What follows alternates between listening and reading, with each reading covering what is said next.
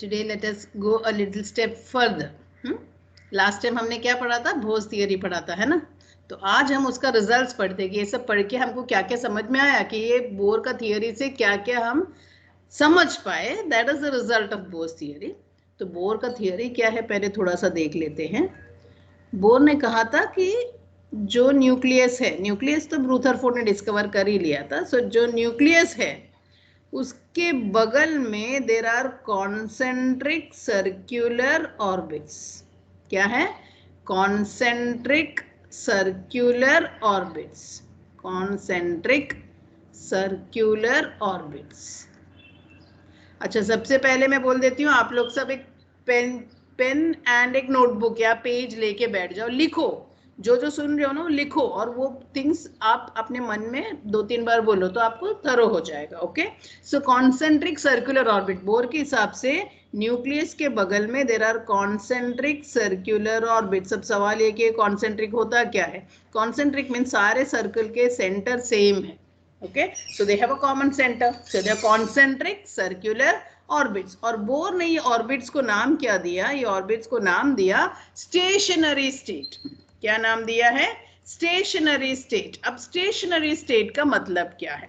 Stationery state का मतलब है कि जिसका एनर्जी नहीं घटता या बढ़ता. No change in energy. There is no change. ना एनर्जी घटेगा ना बढ़ेगा. इस तरह के ऑर्बिट्स को उन्होंने कहा स्टेशनरी स्टेट या स्टेशनरी ऑर्बिट. सॉरी, स्टेट यानी एनर्जी है. तो stationary state means no change in energy. यानी जब तक आपका इलेक्ट्रॉन ये ऑर्बिट में घूमता है, समझो पहले वाले में 2 इलेक्ट्रॉन घूमते हैं, जब तक उसी ऑर्बिट में है उसका एनर्जी में कोई चेंज नहीं आएगा. So that is known as stationary orbit. अगर समझो फर्स्ट ऑर्बिट में है तो उसका एनर्जी फिक्स है, सेकेंड ऑर्बिट में है तो उसका भी एनर्जी फिक्स है. वो ऑर्बिट में वही इलेक्ट्रॉन जा सकता है जिसका एनर्जी वो ऑर्बिट के लायक है. ओके. और जब तक वो उसी में घूमता रहेगा उसका एनर्जी में कोई फर्क नहीं. आपको याद है ना, रुदरफोर्ड का वही मिस्टेक हुआ था कि वो बोल नहीं पाए थे ये बात. और इससे क्या होता है, अगर ऐसे नहीं बोलते तो इलेक्ट्रॉन का एनर्जी घटते घटते वो न्यूक्लियस में गिर जाएगा. But here the energy is constant. Energy change नहीं हो सकता.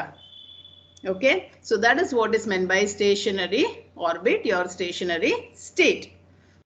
अब इसमें से हम लोगों को क्या थियरी मिला? क्योंकि अभी तो हम बोर्स थियरी यूज नहीं करते. हम जो यूज करते हैं that is known as quantum theory.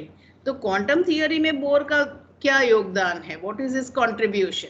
तो बोर ने एक कंसेप्ट दिया था. दैट इज, बोर ने ये ऑर्बिट्स को नंबर दिया था. He called this as n = 1. Second वाले को उसने n = 2. इस तरह के नंबर्स दिए थे. ये नंबर आज भी यूज होता है, क्वांटम थियरी में भी यूज होता है. ये नंबर्स को आज हम बोलते हैं principal quantum number. Principal quantum number. तो वो नंबर्स आज भी यूज हो रहा है. ओके.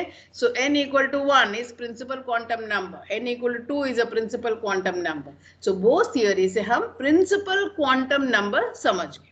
दूसरी क्या बात मिला हमको कि बोर ने जो भी स्टडी किया या जो भी एटम का स्ट्रक्चर एक्सप्लेन किया सिर्फ हाइड्रोजन का है और किसी का नहीं. ही एक्सप्लेन्ड ओनली फॉर हाइड्रोजन, क्योंकि सबसे सिंपलेस्ट एक ही इलेक्ट्रॉन है तो उनको इजी था, तो उन्होंने एक ही एटम का पूरा एक्सप्लेन किया, हाइड्रोजन का. लेकिन उन्होंने जो एक्सप्लेन किया उसके हिसाब से हम रेडियस कैलकुलेट कर सकते हैं कि हर ऑर्बिट का क्या रेडियस होना चाहिए. ये बोर्स थियरी ने बताया हमको. बोर ने और भी दिखाया कि हर ऑर्बिट में एनर्जी कितना होना चाहिए इलेक्ट्रॉन का. तो ये भी बोर ने सिखाया कि हर ऑर्बिट में इलेक्ट्रॉन का एनर्जी कितना होता है. और फिर एडवांटेज ये हुआ कि आपने रेडियस बता दिया, आपने एनर्जी कैलकुलेट करना बता दिया. ये दोनों के हिसाब से हम सिर्फ हाइड्रोजन का नहीं, हाइड्रोजन लाइक स्पीशी का भी कैलकुलेट कर सकते हैं. हाइड्रोजन लाइक स्पीशीज यानी हाइड्रोजन की तरह जो स्पीशीज है उनका भी हम कैलकुलेट कर सकते हैं रेडियस और एनर्जी. तो ये हाइड्रोजन लाइक स्पीशी क्या है? तो हाइड्रोजन लाइक स्पीशी यानी जिसमें हाइड्रोजन की तरह एक ही इलेक्ट्रॉन है. तो आप बोलोगे ऐसा तो हो नहीं सकता, क्योंकि हाइड्रोजन तो हम जानते हैं कि हाइड्रोजन में एटॉमिक नंबर 1 है. एटॉमिक नंबर तो हम Z करके लिखते हैं, Z इज 1. और जब Z 1 होता है तो नंबर ऑफ प्रोटॉन्स 1 होते हैं, क्योंकि Z का मतलब ही नंबर ऑफ प्रोटॉन है. और जब नंबर ऑफ प्रोटॉन 1 है तो नंबर ऑफ इलेक्ट्रॉन भी 1 है, ये तो हम जानते ही है। So number of proton is 1, number of electron is 1। Okay, अब अगर मैं बोलती हूँ व्हाट इज किसी और स्पीशीज जिसमें एक ही इलेक्ट्रॉन है, ऐसा तो कोई एटम तो नहीं हो सकता क्योंकि एक ही एटम है जिसमें एक ही इलेक्ट्रॉन है, वो हाइड्रोजन है। लेकिन अगर मैं बोलती हूँ हीलियम, क्योंकि हीलियम का एटॉमिक नंबर 2 है, यानी आप जानते हैं कि Z is equal to 2, Z2 यानी नंबर ऑफ प्रोटॉन्स 2 और नंबर ऑफ इलेक्ट्रॉन्स भी 2। ये हम जानते हैं कि जो भी एटॉमिक नंबर है उतना प्रोटॉन और उतना इलेक्ट्रॉन। लेकिन अगर मैंने इसमें एक इलेक्ट्रॉन निकाल दिया, एक इलेक्ट्रॉन निकाला तो इट बिकम्स He प्लस, एक इलेक्ट्रॉन गया तो He प्लस 1। जब He प्लस 1 हो गया दैट मीन्स उसमें कितने इलेक्ट्रॉन्स है? अभी एक ही इलेक्ट्रॉन है ना, क्योंकि नंबर ऑफ इलेक्ट्रॉन्स तो एक्चुअली 2 है, एक निकल गया तो अब एक ही बचा है। जब एक ही बचा है वो बना हाइड्रोजन लाइक स्पीशी, क्योंकि अब उसमें एक ही इलेक्ट्रॉन है। Same thing with lithium, lithium में अगर मेरे पास है एटॉमिक नंबर 3, Z इज 3, तो number of protons 3, number of electrons 3, है ना। ये तो हम जानते हैं Z3 है तो प्रोटॉन्स भी 3, इलेक्ट्रॉन्स भी 3। लेकिन अगर मैंने 2 इलेक्ट्रॉन निकाल दिया तो 2 इलेक्ट्रॉन निकाला तो 2 प्लस, एक इलेक्ट्रॉन निकाला तो सिर्फ 1 प्लस है, इधर 2 प्लस है, तो 2 इलेक्ट्रॉन निकाल दिया। जब 3 इलेक्ट्रॉन में से 2 निकाला तो बचा कितना? 1, बनाना हाइड्रोजन जैसा, तो then it becomes hydrogen like species. समझ में? तो इनका भी एनर्जी और रेडियस हम कैलकुलेट कर सकते हैं। तो हम देखते हैं कैसे कैलकुलेट करेंगे। पेपर पेन रेडी है ना? तो रेडियस का फॉर्मूला ले लो, n square upon z into ए naught, n square upon z into ए नॉट। तो ए नॉट क्या है? A naught is a constant value, A naught का वैल्यू है 52.9 पिकोमीटर, 52.9 पिकोमीटर। पिकोमीटर को हम शॉर्ट में pm करके लिखेंगे। सो ए नॉट का वैल्यू फिक्स है। अब हमको कैलकुलेट करना है हाइड्रोजन के लिए। हाइड्रोजन में we know there is 1 electron, Z is 1। Okay, मैं बोलती हूँ हाइड्रोजन में, सपोज मैं बोलती हूँ कि आप फर्स्ट ऑर्बिट का रेडियस कैलकुलेट करो, ये फर्स्ट वाले का जिसमें हमारा इलेक्ट्रॉन है। फर्स्ट ऑर्बिट यानी n is equal to 1। Radius कैसे कैलकुलेट करना है? R1 is equal to n square upon z into A naught, n square upon z into A naught. n कितना है? n इज 1 अपॉन z, इसका z कितना है hydrogen का?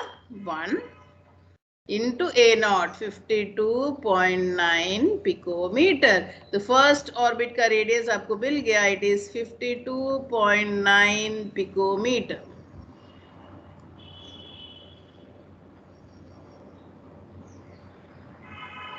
समझ में आ गया?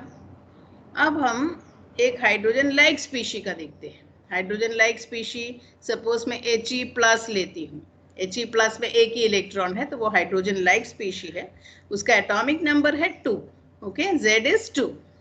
अब मैं बोलती हूँ कि इसका भी n इक्वल टू 1 का कैलकुलेट करो, n equal to 1। We can also calculate for n equal to 2, या फिर इसमें n इक्वल टू 2 का करते हैं, थोड़ा सा प्रैक्टिस के लिए n इक्वल टू 2 का करते हैं। So suppose I am taking n is equal to 2, तो रेडियस कैसे कैलकुलेट करना है? R1 R2, हाँ रेडियस कैलकुलेट R2, क्योंकि हम सेकेंड ऑर्बिट का कैलकुलेट कर रहे हैं। Radius of R2 is equal to n square upon z into A not.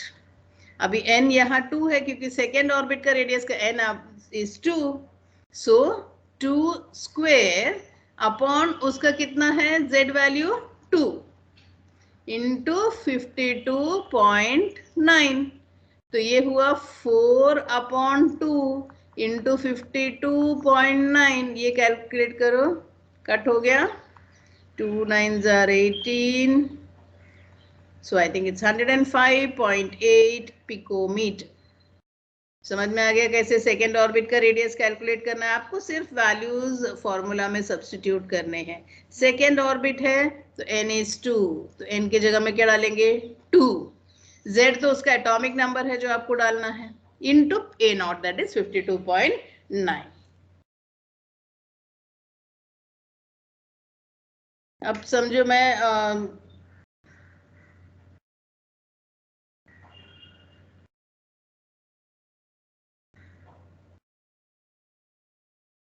Lithium के लिए कैलकुलेट करती हूँ, बिकॉज हमको वो भी एक देख लेना है। लिथियम 3, अगर मैं इसमें का 2 इलेक्ट्रॉन निकाल देती हूँ तो वो हाइड्रोजन लाइक स्पीशीज 2+। ओके, तो इसका अभी समझो मुझे फर्स्ट ऑर्बिट का फाइंड करना है, n इक्वल टू 1।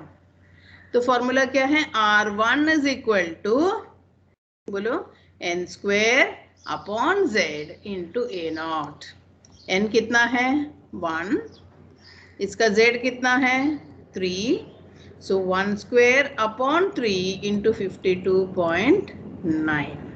तो अभी ये 3 डिनोमिनेटर में तो आपको कट करना है, तो दिस बिकम्स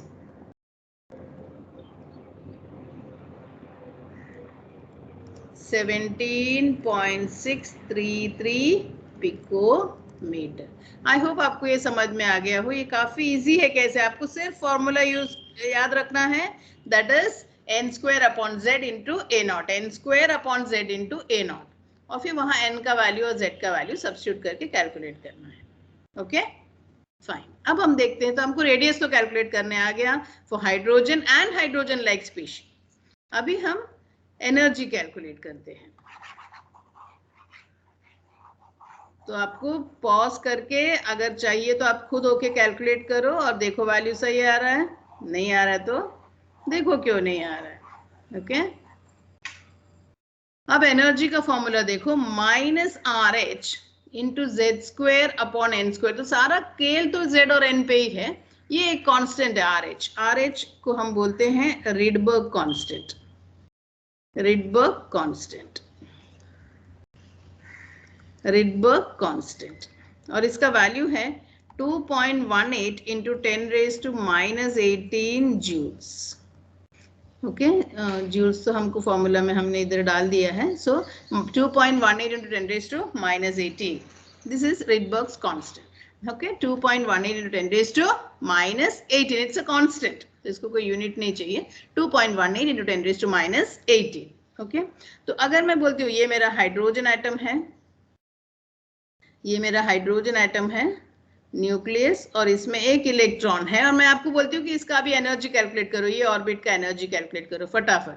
तो हम लोग को सिर्फ फॉर्मूला में डाल देना है कि एनर्जी ऑफ फर्स्ट ऑर्बिट है तो E1, okay, -RH into Z square upon n square joules. This is the formula.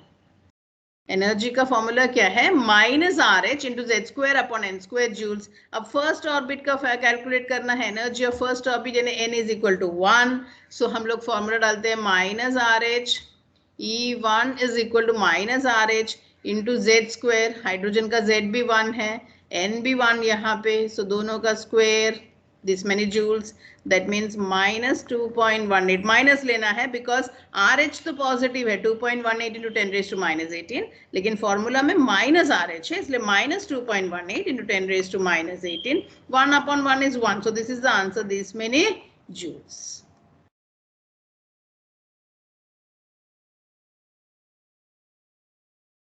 समझ में आ गया ना? This is how you calculate. Okay, अगर मैं बोलती हूँ हीलियम प्लस He+ का कैलकुलेट करना है, He+ का कैलकुलेट करना है, तो He+ का आपको कैलकुलेट करना है, और सपोज फर्स्ट ऑर्बिट का n इक्वल टू 1 का कैलकुलेट करना है। फॉर्मूला में फटाफट सब्स्टिट्यूट कर दो, E1 is equal to -RH into Z square upon n square joules. RH -2.18 into 10⁻⁻18, Z कितना है हीलियम का, हीलियम का Z वैल्यू 2 है, सो 2 स्क्वेयर, और रेडियस हमने 1 लिया है, n equal to 1, so 1 square, not radius, sorry, n is equal to 1, so 1 square, this is the answer. So -2.18 into 10⁻⁻18, 2 square तो 4 हो गया, नीचे 1 है, तो ये आपको मल्टीप्लाई करना है, and the answer you're going to get is -8.72 into 10⁻⁻18 joules. समझ में आ गया?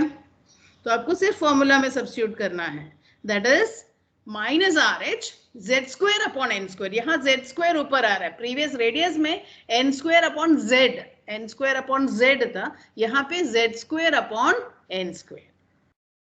क्लियर? हम लिथियम का भी एक ले लेते हैं, लिथियम का 2+, क्योंकि हाइड्रोजन लाइक स्पीशी होना चाहिए, तो लिथियम लिया तो लिथियम का एटॉमिक नंबर Z इज 3 और 2+ लिया तो उसका 2 इलेक्ट्रॉन गया तो अब एक ही इलेक्ट्रॉन बचा। It is a hydrogen like species. इसका एनर्जी अगर मुझे कैलकुलेट करना है, सपोज मैं बोलती हूँ फर्स्ट ऑर्बिट का कैलकुलेट करो, n = 1 का कैलकुलेट करो, तो आप क्या लेंगे, energy of first orbit is equal to -RH into Z² upon n² joules. This is the formula. तो आप सब वैल्यू डाल दो, RH यानी 2.18 इंटू 10⁻⁻18, Z², इसका Z वैल्यू 3 है, so 3² upon 1² into, sorry that many joules, so -2.18 into 10⁻⁻18, 3² तो 9 हुआ, 1² इज 1, सो इंटू 9 करना है आपको दिस मेनी जूल्स। तो आंसर आएगा -19.62 इंटू 10⁻⁻18 जूल्स। सो ये हुआ आपका आंसर। तो मेरे ख्याल से ये आपको इजीली आ जाएगा, क्योंकि आपको सिर्फ फॉर्मूला याद रखना है, z के जगह में z का वैल्यू डालना है, n के जगह में n के वैल्यू डालना है, that is it. Okay, thank you, bye, have a nice day.